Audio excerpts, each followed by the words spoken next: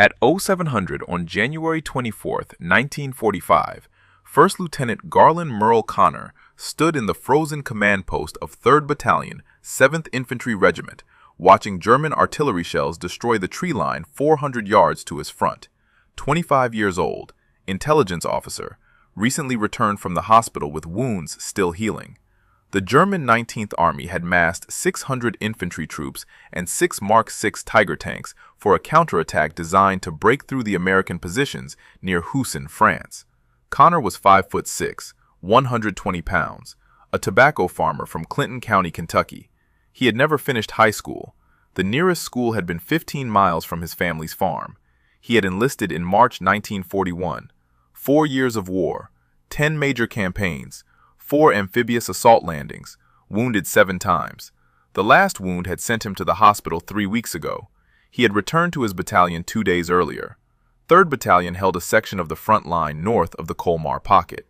The Colmar Pocket was the last German-held territory in France. 850 square miles of frozen forest and farm fields west of the Rhine River. The Germans had held it since November. Every attempt to eliminate the pocket had failed. The French First Army had lost thousands of men trying to push the Germans back across the Rhine. Operation Nordwind had started on New Year's Day, the last major German offensive in the West. Hitler had ordered Army Group G to break through American lines in Alsace while the Battle of the Bulge still raged 300 miles north. The offensive had failed, but the Germans in the Colmar Pocket remained, and they were desperate. 3rd Battalion had been on the line for 18 days. Temperatures averaged 10 degrees below zero, no moonlight, snow covered everything. Soldiers slept in frozen foxholes when they could sleep at all. German patrols probed the American positions every night. The battalion had lost 43 men in 2 weeks, mostly to artillery and sniper fire.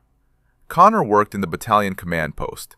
An intelligence officer gathered information about enemy movements, interrogated prisoners, analyzed patrol reports, marked German positions on maps.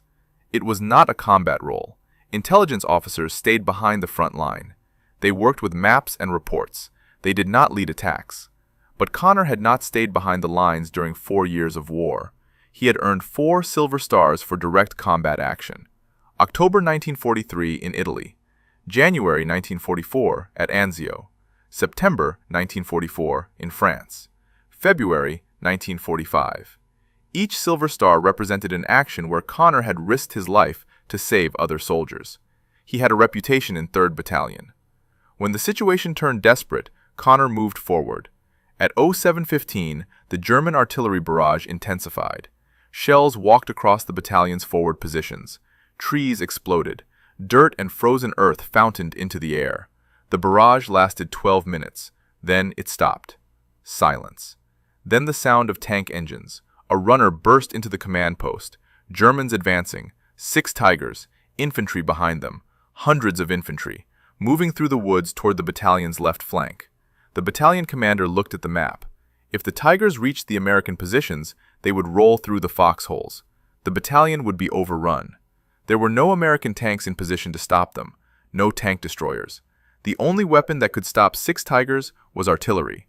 But artillery needed a forward observer. Someone who could see the Germans advancing. Someone who could adjust the fire. The forward observation post had been destroyed by the barrage. The observers were dead or wounded. No one could see the German advance from the command post. The trees blocked the view. If you want to see how Conner's decision turned out, please hit that like button. It helps us share more stories about forgotten heroes. Subscribe if you haven't already. Back to Conner. Conner studied the map. The German advance was coming through a section of woods 400 yards from the command post. To observe the attack, someone would have to run 400 yards across open ground, under German artillery fire, then stay in position ahead of the American line while 6 Tiger tanks and 600 German infantry advanced directly toward them. Conner picked up a telephone and 400 yards of wire. He looked at the battalion commander. Then he walked out of the command post into the snow. The German artillery barrage had stopped, but Conner knew it would resume. The Germans always fired preparation barrages before tank attacks. They would wait for their infantry to get closer, then the guns would open up again to pin down the defenders while the Tigers rolled forward. Conner ran. 400 yards of open ground between the command post and the front line. Snow covering frozen earth. The telephone wire unspooled behind him. He carried the spool in his left hand, the telephone handset in his right. His boots broke through the snow crust with each step. At 100 yards, the German guns opened fire. Shells landed 40 yards to his left, then 30 yards to his right. The Germans were adjusting. They had observers watching the open ground. They could see a lone American soldier running toward their attack. A shell hit a tree 70 yards ahead. The tree exploded. Splinters and branches and frozen wood fragments showered down. Conner kept running. Another shell landed 20 yards behind him. The concussion wave hit him like a fist. He stumbled, but did not fall. The wire kept unspooling. At 250 yards, a shell destroyed a tree directly in his path. The trunk split down the middle. Half the tree crashed down across the snow. Conner vaulted over the trunk without stopping. Shrapnel had torn through the branches. Pieces of hot metal hissed in the snow. Another shell. This one closer. 15 yards to his left. Frozen earth and snow geysered up. Chunks of dirt rained down on him. The blast wave hammered his eardrums. He could not hear his own breathing anymore, just a high-pitched ringing. He reached the American front line at 300 yards. Soldiers crouched in foxholes. They stared at him. An intelligence officer running toward the German advance with a telephone. He did not stop to explain. He kept running. Forward, toward the enemy. 30 yards beyond the American foxholes, Conner found what he needed. A shallow ditch, maybe 18 inches deep. Not deep enough to stop bullets, not deep enough to protect against artillery, but deep enough to give him a sight line toward the German advance while keeping his silhouette below the snow level. He dropped into the ditch. The telephone wire had held. He cranked the handset. The connection buzzed. Then a voice. The artillery fire direction center, 3 miles behind the front line. American 105mm howitzers, 12 guns. Enough firepower to shatter a German attack if the shells landed in the right place. Conner gave his position. The fire direction officer confirmed. Conner was now the eyes of 3rd Battalion's artillery. Everything depended on what he could see, and whether he could stay alive long enough to direct the guns. He raised his head above the ditch rim. The German infantry were 200 yards away, moving through the trees in squad formations, rifles at the ready. They advanced in short rushes. One squad would move while another provided covering fire. Professional soldiers, experienced. They knew how to attack through defended positions. Behind the infantry, the Tigers. Conner could see 4 of them, massive, 60-ton monsters pushing through the smaller trees like they were saplings. The Tigers stayed in the tree line, using the forest for cover. But they were coming. Slow, methodical. They would break into the open ground in minutes. The German infantry had not seen him yet. He was alone, 30 yards ahead of the American line, in a ditch that provided almost no protection, with a telephone and 600 German soldiers walking directly toward him. Conner lifted the handset. He gave the coordinates. Fire mission. Enemy infantry in the open. 600 meters. Adjusting. The first shells would arrive in 40 seconds. If the Germans spotted him before the shells landed, they would kill him before he could adjust the fire. If the shells landed too close to his position, they would kill him anyway. If the shells landed too far from the German advance, the attack would continue, and 600 Germans would overrun 3rd Battalion's positions. Conner watched the Germans advance. He counted the seconds. 38, 39, 40. The sky screamed. 12 105mm shells hit the tree line 150 yards behind the German infantry. Too far. Conner grabbed the handset. Drop 100. Fire for effect. The German infantry kept advancing. They had not reacted to the shells. Artillery landing behind an advance was normal. It meant the defenders were guessing. The Germans knew they had time before the Americans adjusted their fire. But Conner was not guessing. He could see every German soldier, every movement, every squad leader signaling his men forward.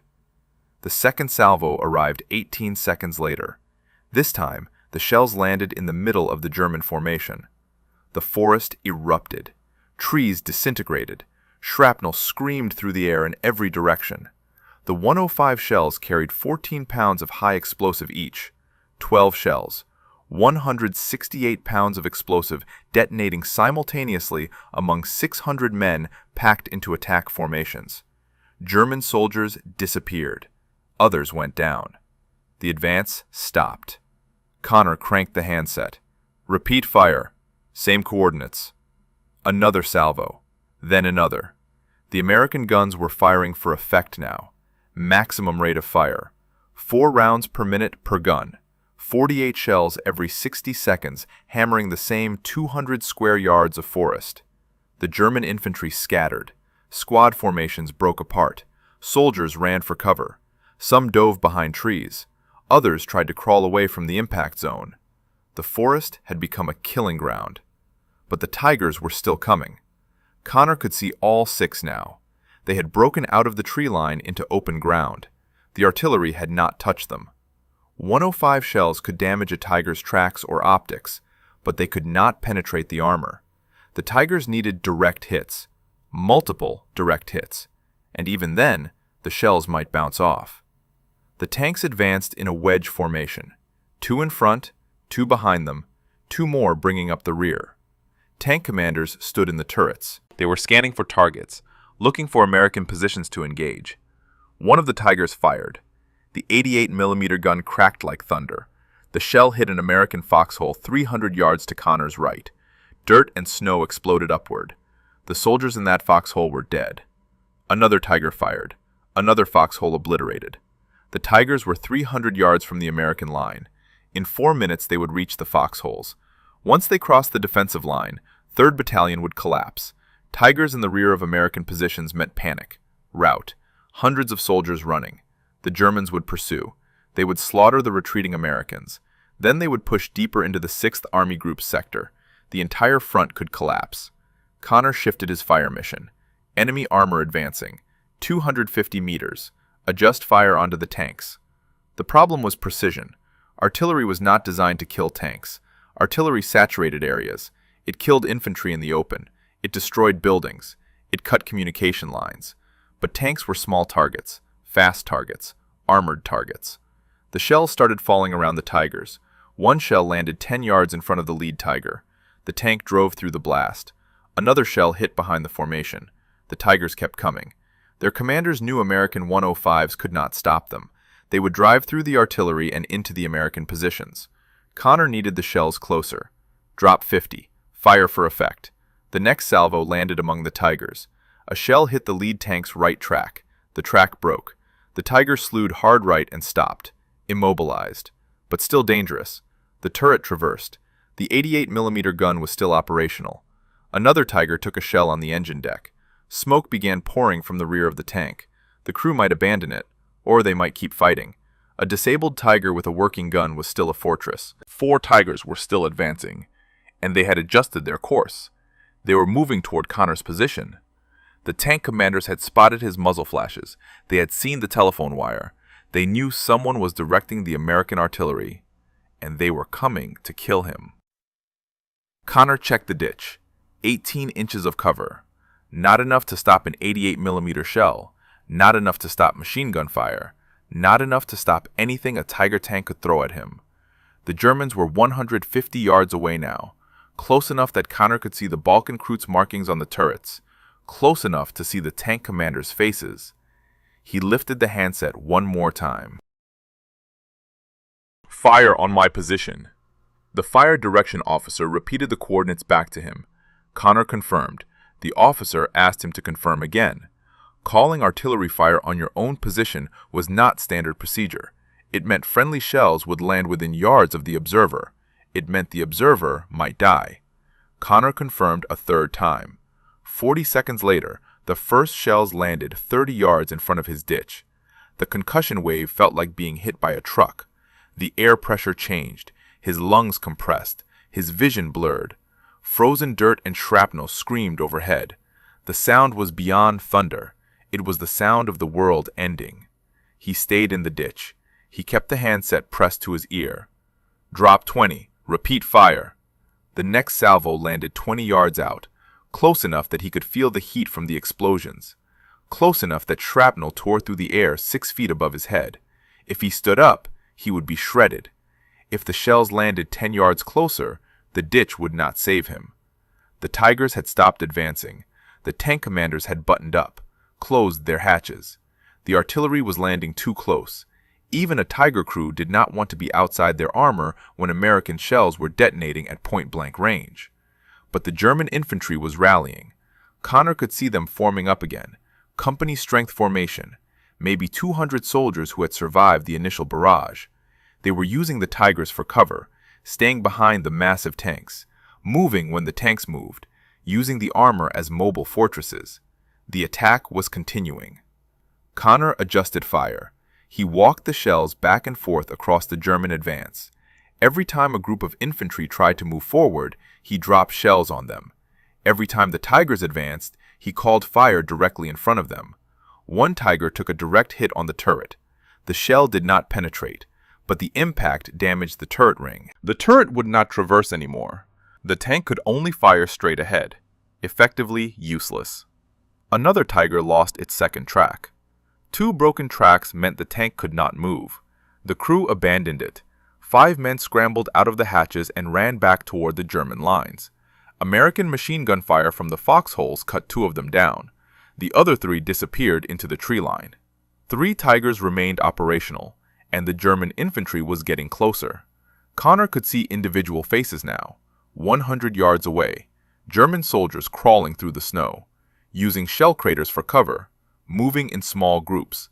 They were trying to flank his position. If they got around him, they could cut the telephone wire. Once the wire was cut, the artillery would stop. The attack would succeed. The temperature was 10 degrees below zero.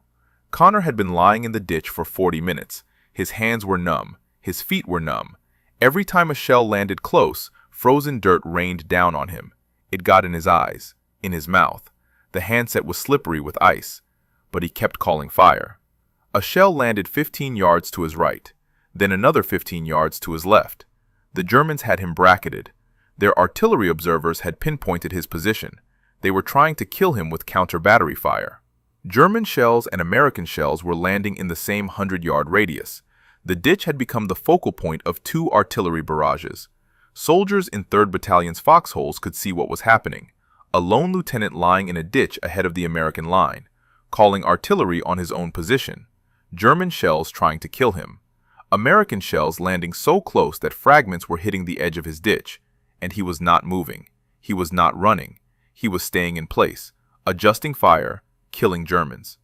The German infantry pushed forward again, 80 yards away now, close enough that Conner could hear their officers shouting commands, close enough to hear the bolt actions on their Mauser rifles. He dropped the artillery another 10 yards. The shells landed between him and the advancing Germans, 60 yards from his position. The blast waves hammered him. Dirt cascaded into the ditch. Something hit his left shoulder, shrapnel or a rock. He could not tell. His shoulder went numb. He switched the handset to his right hand. The German advance stopped again. But they were not retreating. They were finding cover, waiting. They knew the American artillery observer had to be close. They knew if they could locate him, they could kill him. And once he was dead, nothing would stop them. The 3 remaining Tigers began advancing again. They had spread out, 50 yards between each tank, making themselves harder targets. They were 200 yards from the American foxholes now. Conner called fire on the leftmost Tiger, then the center Tiger, then the right. He was splitting the artillery between all 3 targets, trying to damage tracks, trying to damage optics, trying to slow them down. One shell hit the center Tiger's front glacis plate. The armor held, but the impact rocked the 60-ton tank backward. The driver lost control momentarily. The Tiger slewed left. Its track caught on a frozen stump. The track jammed. 2 Tigers still advancing, and the German infantry was inside 50 yards. The German officer leading the infantry advance was 30 yards from Conner's ditch. He could see the officer's face. Young, maybe 22 years old, probably a lieutenant. The officer was signaling his men forward with hand gestures. No shouting now. They were too close. Sound would give away their exact positions. 20 German soldiers were following the officer, crawling through the snow, rifles ready. They were moving in a skirmish line, trying to overwhelm Conner's position from multiple angles simultaneously. Conner cranked the handset. He gave new coordinates. Drop 5. Fire for effect. The shells landed 25 yards in front of him. The German officer disappeared in the explosion. So did 4 of his soldiers. The others went flat, pressed themselves into the snow, waited for the barrage to pass. But Conner did not let the barrage pass. He kept the shells falling, adjusted left, adjusted right, created a wall of explosions between himself and the German infantry. The shells were landing so close now that he could feel the heat on his face. Hot metal fragments were hitting the edge of the ditch. Some fragments were landing inside the ditch.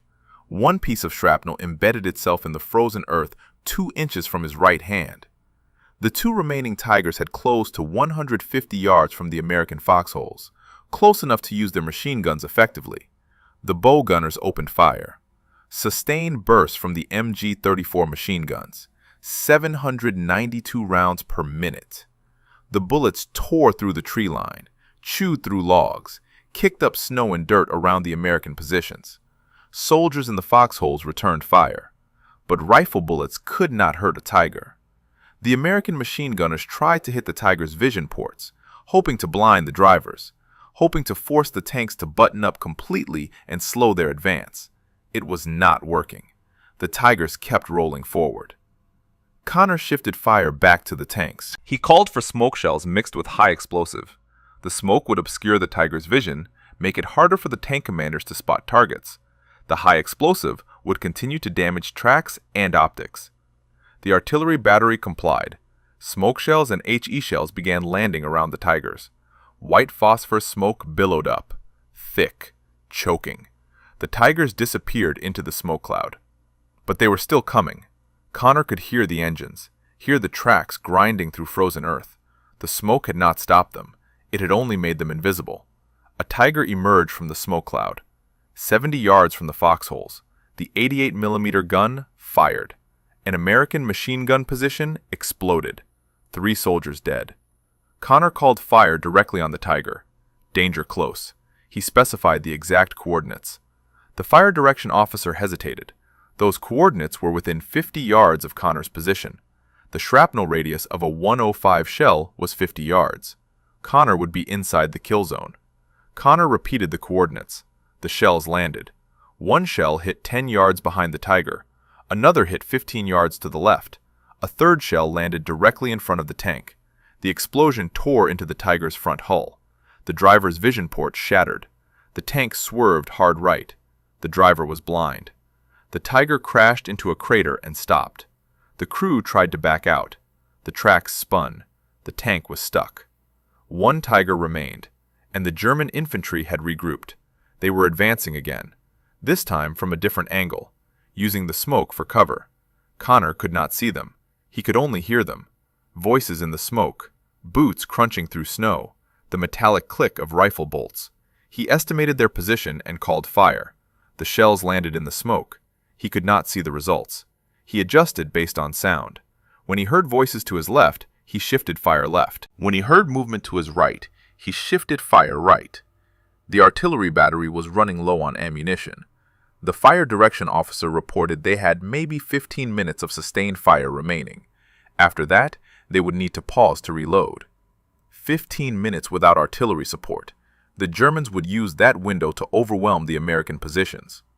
Conner had been in the ditch for 1 hour and 20 minutes. His assistant had joined him 40 minutes ago. A private from the battalion intelligence section. The private had low-crawled from the American foxholes with extra telephone wire and a backup handset. The private was lying 5 feet to Conner's right, watching for German infantry, calling out positions. The private spotted movement. 15 yards, German soldiers coming through the smoke. Conner called the coordinates. The shells landed 12 yards out. The concussion wave lifted both men off the bottom of the ditch. Dirt and ice and shrapnel filled the air. Something hit the private. The private screamed. Shrapnel had torn through his left leg. Blood poured into the snow. Conner grabbed the private and pulled him deeper into the ditch. The private was still conscious, still alive, but he needed a medic, needed evacuation. The private refused to leave. He stayed in the ditch, kept watching for Germans. His leg was bleeding, but he could still see, still call positions. The last Tiger was 60 yards from the American line now, and German soldiers were inside 10 yards of Conner's position.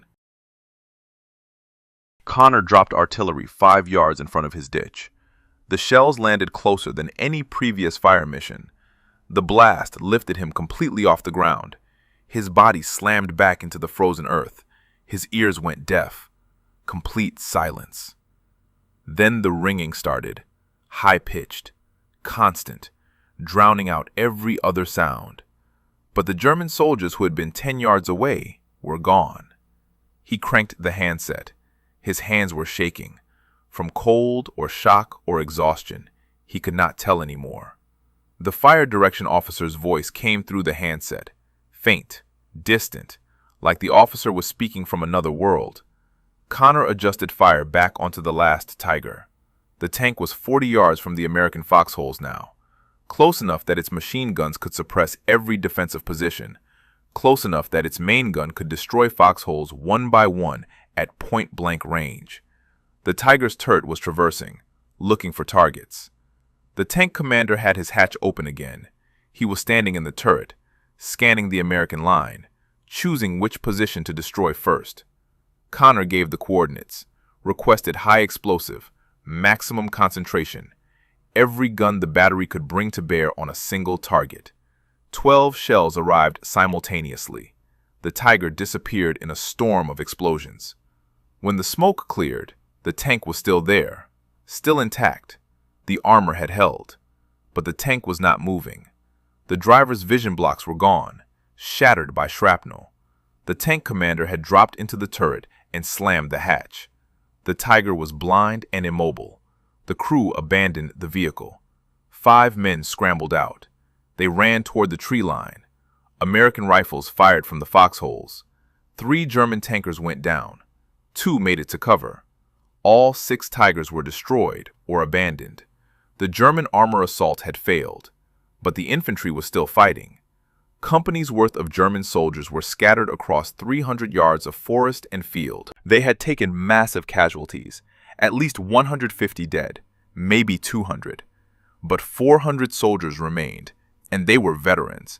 They knew how to fight without tank support. They knew how to use terrain, how to find cover, how to advance under artillery fire. Conner shifted the barrage back to the infantry positions. He walked shells across the tree line where the Germans had taken cover, then across the shell craters where small groups were hiding, then across the approaches where reinforcements might advance. The fire direction officer reported 10 minutes of ammunition remaining. The battalion commander came on the radio net. He ordered Conner to withdraw, fall back to the American line. The artillery would lay down covering fire. Conner could make it back to the foxholes. Conner stayed in the ditch. From his position, he could see the entire German formation, could see every attempted rally, every movement, every attempt to reform for another assault. If he withdrew, the Americans would lose their forward observer. The artillery would fire blind. The Germans would exploit the gap. They would mass for one final push, and without accurate artillery fire, that push might succeed. The wounded private was still beside him, still conscious. The private's leg had stopped bleeding. The cold had frozen the wound. The private kept his rifle ready, watching the approaches. If German soldiers rushed the ditch, the private would fight. 2 hours had passed since Conner had left the command post. German artillery began falling again. The German observers had finally pinpointed Conner's exact position. Shells landed 20 yards behind the ditch, then 15 yards, then 10 yards. The Germans were walking their fire toward him, methodically, professionally. In another minute, the shells would land directly on the ditch. Conner called counter-battery fire. He gave the coordinates of the German artillery positions. The American guns shifted targets, began firing on the German howitzers 3 miles behind the German front line. The German artillery fire slackened, then stopped. The counter-battery fire was working. The German gun crews were taking cover, or dying. Conner shifted fire back to the German infantry. The sun had risen higher. Full daylight now. The Germans could see how many of them had died, could see the destroyed Tigers, could see the cratered forest, could see one American lieutenant lying in a shallow ditch with a telephone. One man, calling down thunder. A German squad tried one more time. 8 soldiers. They came from the left, running, trying to close the distance before Conner could adjust fire. They were 70 yards away when they broke cover. They made it 40 yards before the shells arrived. The squad disappeared. The explosions threw bodies into the air. No more German soldiers tried to advance. The fire direction officer reported 5 minutes of ammunition remaining. Then the guns would go silent. But the German attack had stalled. The surviving German soldiers were pulling back, moving away from the kill zone, dragging wounded comrades with them, leaving their dead behind. Conner kept the shells falling, pursued the retreating Germans, made sure they kept running, made sure they did not reform, made sure they understood that trying to attack 3rd Battalion's positions again would mean death. 3 hours after Conner had picked up the telephone and walked out of the command post, the German counterattack was over. Conner stayed in the ditch another 20 minutes, watching, making sure the Germans were not regrouping, making sure no follow-up attack was coming. The telephone handset was silent. The artillery battery had ceased fire. The guns needed to reload, needed to cool, needed to prepare for the next emergency. The battlefield was quiet. No engine sounds, no rifle fire, no explosions. Just wind moving through shattered trees, and the sound of wounded men calling for help. German voices, faint, distant, coming from the tree line 300 yards away. Conner finally stood up. His legs barely held him. 2 hours lying in frozen earth. His muscles had locked. His joints refused to bend. He took one step, then another. The wounded private tried to stand. Could not. Conner helped him up, supported his weight. They began walking back toward the American line. Soldiers emerged from the foxholes. They stared at Conner, at the ditch where he had been lying, at the cratered ground between the ditch and the German positions. The earth looked like the surface of the moon. Shell craters overlapping shell craters, destroyed equipment, pieces of Tigers scattered across 200 yards, bodies. The battalion commander met Conner at the foxhole line. The commander looked at the battlefield, looked at Conner, did not speak, just nodded. Medics took the wounded private to the aid station. The private would survive. The leg wound was clean, no broken bones. He would be back with the battalion in 6 weeks. Conner walked to the command post. His shoulder was still numb. Something had hit him. He could not remember when. During the 3rd hour, maybe the 4th. A medic examined the shoulder. Shrapnel. Small piece. Embedded just below the skin. The medic removed it, bandaged the wound, told Conner he was lucky. The intelligence section went forward after the German retreat. They counted bodies, counted destroyed equipment, made notes for the after-action report. 53 German soldiers confirmed dead. Another 78 wounded, left behind when the Germans withdrew. The actual German casualties were higher. The Germans had dragged many of their dead and wounded back to their own lines during the retreat. Estimates put total German losses at over 150 killed and wounded. All 6 Tiger tanks destroyed or abandoned, 4 immobilized by artillery damage, 2 abandoned after catastrophic track failures. American recovery teams would salvage the Tigers later, strip them for intelligence, examine the armor, study the fire control systems. 3rd Battalion had lost 11 soldiers killed, 23 wounded. Most of the casualties had occurred before Conner reached the ditch, during the initial German artillery barrage. The Tigers had killed 3 more Americans before their destruction. After Conner began directing artillery, American casualties had stopped. The battalion remained on the line for another 8 days. The Germans did not attack again. They had lost too many men, too many tanks. The Colmar pocket offensive was over. The 19th Army would spend the next 2 weeks trying to hold their positions while the French 1st Army prepared for the final push. On February 10, 1945, Lieutenant General Alexander Patch presented Conner with the Distinguished Service Cross. Patch was the commander of 7th Army. He had come to 3rd Battalion specifically to present the award. The citation read, "Extraordinary heroism during the German counterattack on January 24th. It detailed Conner's advance under fire, his 3 hours directing artillery from an exposed position, his decision to call fire on his own position when the Germans closed to within yards. The battalion commander had recommended Conner for the Medal of Honor. The paperwork had gone up through division, through corps, through army, but the award timeline was too slow. Conner was being sent home. He had been in combat for 28 consecutive months. He had been wounded 7 times. The army was rotating him back to the United States. On March 15th, Conner left France. He sailed from Le Havre on a transport ship, arrived in New York 3 weeks later. He was honorably discharged on June 22, 1945. The war in Europe ended May 8th. Conner was already home, already trying to forget. Albany, Kentucky held a parade for him in May. The town honored their returning soldier. Alvin York spoke at the ceremony. York was the most famous Medal of Honor recipient from World War I. He had come from Pall Mall, Tennessee, 50 miles from Albany. York understood what Conner had done, understood the weight of it. Conner met a woman at the parade, Pauline Wells. She was 20 years old. She had heard the stories about Conner's service, had heard the medal citations read aloud during the ceremony. She could not believe the stories, could not believe that the quiet, 5'6" farmer standing in front of her had done what the officers described. Conner did not talk about the war. When people asked, he said he had left those memories across the Atlantic Ocean. He would not bring them home. He married Pauline on July 9, 1945. They lived on Indian Creek, several miles north of Albany, a farm with no electricity, no running water. They worked the land with mules and horses, tobacco, corn, the same crops Conner's family had grown for generations. In 1950, the government bought their property. Lake Cumberland was being created. The reservoir would flood their farm. They moved to the Roland community in southeastern Clinton County. Started again.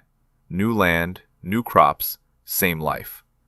Conner became president of the Clinton County Farm Bureau, held the position for 17 years. He helped other farmers, advised them on crop rotation, on soil conservation, on dealing with the agricultural bureaucracy. He was active in veterans organizations, Paralyzed Veterans of America, Disabled American Veterans.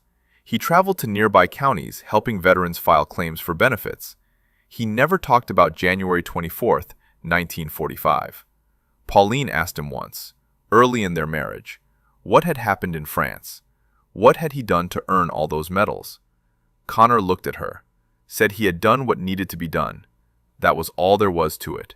He would not elaborate.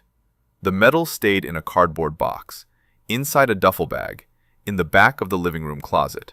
Pauline knew they were there. She had seen them once. The Distinguished Service Cross, 4 silver stars, Bronze Star, Purple Hearts, the French Croix de Guerre. But Conner never displayed them, never mentioned them, never wore them. 53 years passed. In 1996, a veteran named Richard Chilton wrote to the Conner home. Chilton was researching his uncle, Private Gordon Roberts. Roberts had been killed at Anzio in January 1944. Chilton had learned that Roberts served with Conner. He wanted to know if Conner remembered anything about his uncle's final days. Conner invited Chilton to visit. They sat in the living room. Conner was 77 years old, diabetic, kidney failure. He had maybe 2 years left. Conner told Chilton about Anzio, about Roberts. Conner had carried Roberts to a medical aid station after Roberts was hit, had stayed with him until he died. As Conner spoke, he began to cry. 52 years later, and the memory still broke him. Pauline suggested Chilton look through Conner's military records. Maybe there would be information about Roberts. She brought out the duffel bag, the cardboard box. Chilton opened it, saw the medals, read the citations. His hands started shaking. He looked at Conner, then at Pauline, said one sentence. This man should have been awarded the Medal of Honor. Chilton began the process, filed paperwork with the Army Board for Correction of Military Records, gathered eyewitness statements from men who had served with Conner, built a case for upgrading the Distinguished Service Cross. The board rejected the application in 1997, rejected an appeal in 2000. Conner died November 5, 1998. He was 79 years old. He was buried in Memorial Hill Cemetery in Albany. The Distinguished Service Cross went with him. But Pauline did not stop. She collected more eyewitness accounts, found 3 soldiers who had been in the foxholes on January 24th, who had watched Conner in that ditch for 3 hours, who had seen what he did. She resubmitted the case in 2008. Nothing happened. Historians supported the upgrade. Authors, lawmakers. Stephen Ambrose wrote about Conner in 2000, called his actions far above the call of duty. The Rhode Island Senate passed a resolution in 2005 calling for the Medal of Honor. 7 retired generals endorsed the application.